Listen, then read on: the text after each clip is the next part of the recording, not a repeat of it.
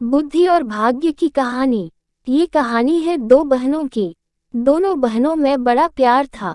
एक का नाम था बुद्धि, दूसरी का नाम था भाग्य। वैसे तो हमेशा वो दोनों मिलजुल कर रहा करती थी, लेकिन न जाने क्यों एक दिन उन दोनों में एक बात को लेकर बहस हो गई। मुद्दा था कि दोनों में से बड़ी कौन है। दोनों को ही नहीं पता था कि कौन बड़ी है, इसलिए वे दोनों ही अपने अपने बड़े होने का दावा कर रही थी।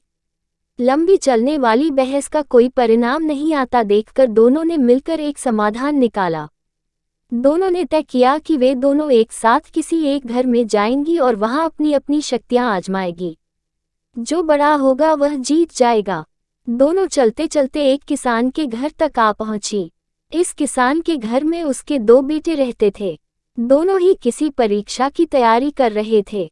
दोनों बहनों ने तय किया कि वे दोनों एक एक भाई को अपनी शक्तियां देगी और जिसकी भी शक्तियों की मदद से जो भाई परीक्षा में अच्छे से पास हो जाएगा उस बहन की शक्तियां और वह बहन बड़ी साबित हो जाएगी। बुद्धि ने अपनी शक्ति किसान के बड़े बेटे को और भाग्य ने छोटे बेटे को दी।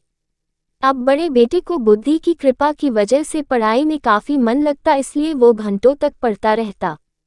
किसान का छोटा बेटा जिसके ऊपर भाग्य ने अपनी कृपा बरसाई थी वो बिल्कुल पढ़ता नहीं था। जल्द ही वो दिन भी आ गया जब बड़े भाई और फिर छोटे भाई की परीक्षा होनी थी। बड़ा भाई जिस पर बुद्धि की कृपा थी, उसने जब अपना पेपर देखा तो बदनसीबी से सभी वही सवाल आए थे जो उसने पढ़े नहीं थे या वो पढ़ नहीं पाया था। अगले दिन भाग्य की कृपा के साथ छोटा भाई परीक्षा देने गया। भाग्य उसके साथ था, इसलिए उसके पेपर में सबसे आसान प्रश्न पूछे गए थे। लेकिन सब व्यर्थ था क्योंकि उसने कुछ भी नहीं पढ़ा था। वो पछताने लगा और सोचने लगा कि उसने थोड़ी सी भी बुद्धि पढ़ाई में लगाई होती तो आज वो आसानी से पास हो जाता। इस तरह बिना भाग्य के किसान का बड़ा बेटा और बिना बुद्धि के किसान का छोटा बेटा परीक्षा में फेल हो गया।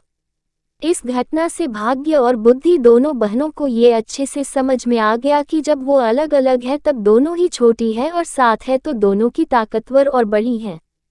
बड़ी ही सरल बात ये कहानी हमें सिखाती है कि हमें भाग्य और मेहनत, स्मार्ट वर्क दोनों को ही अहमियत देनी चाहिए।